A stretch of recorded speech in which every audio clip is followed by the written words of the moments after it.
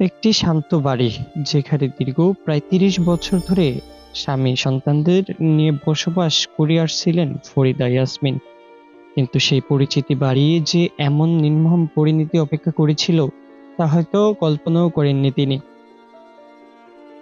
শনিবার সন্ধ্যায় কুমিল্লার দেবুদ্বার পৌর এলাকার ছোট আলমপুর গ্রামের বাড়ির পিছন থেকে উদ্ধার করা হয় ফরিদা ইয়াসমিনের খণ্ডিত মরদেহ। পুলিশ বলছে, মরদেহটি পলিথিনে মোড়ানো কয়েকটি প্যাকেটে রাখা হয়েছিল। স্বামী মফিজুল ইসলাম জাহাজে চাকরি করায় এবং ২ মেয়ের বিয়ে হয়ে যাওয়ায় বাড়িতে অনেকটাই একা থাকতেন ফরিদা ইয়াসমিন। বাড়ির একটি ঘর ভাড়া দেওয়া হয়েছিল লাইলি আক্তারের কাছে। শনিবার সকালে ছোট মেয়ে মরিয়ম আক্তার মাকে দেখতে বাড়িতে এসে তাকে না পেয়ে খোঁজা শুরু করেন। এরপর সন্ধ্যার দিকে বাড়ির পিছনে মরদেহের সন্ধান পান ফরিদার বোনের ছেলে মামুন। খবর ছড়িয়ে পড়ে মুহূর্তেই এলাকায় নেমে আসে শোক ও আতঙ্ক। ঘটনার সাথে জড়িত সন্দেহ ভাড়াটিয়া লাইলি আক্তারকে আটক করে পুলিশ জিজ্ঞাসাবাদ করেন স্থানীয়দের সামনে।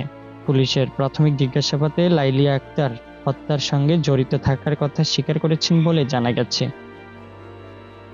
এই ঘটনায় আরও কয়েকজনের নাম উঠে এসেছে বলে জানিয়েছে পুলিশ।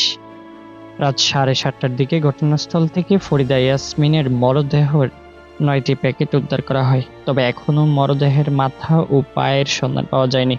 দেবুদ্বার থানার ভারপ্রাপ্ত কর্মকর্তা মোহাম্মদ মনিরুজ্জামান জানিয়েছেন, আটককৃত লাইলি আক্তারের দেওয়া তথ্য ভিত্তিতে অন্যদেরকেও আটকের চেষ্টা চলছে। একজন মায়ের এমন নির্মম পরিণতিতে স্বজনদের মাঝে নেমে এসেছে সুখের ছায়া। আর এই ঘটনার সুষ্ঠু তদন্তের মাধ্যমে প্রকৃত রহস্য উদ্ঘাট করে জড়িতদের আইনের আওতায় আনার দাবি জানিয়েছেন স্থানীয়রা। সিএম হোসেন প্রীতম, কুমিল্লা পত্র, ডেস্ক নিউজ।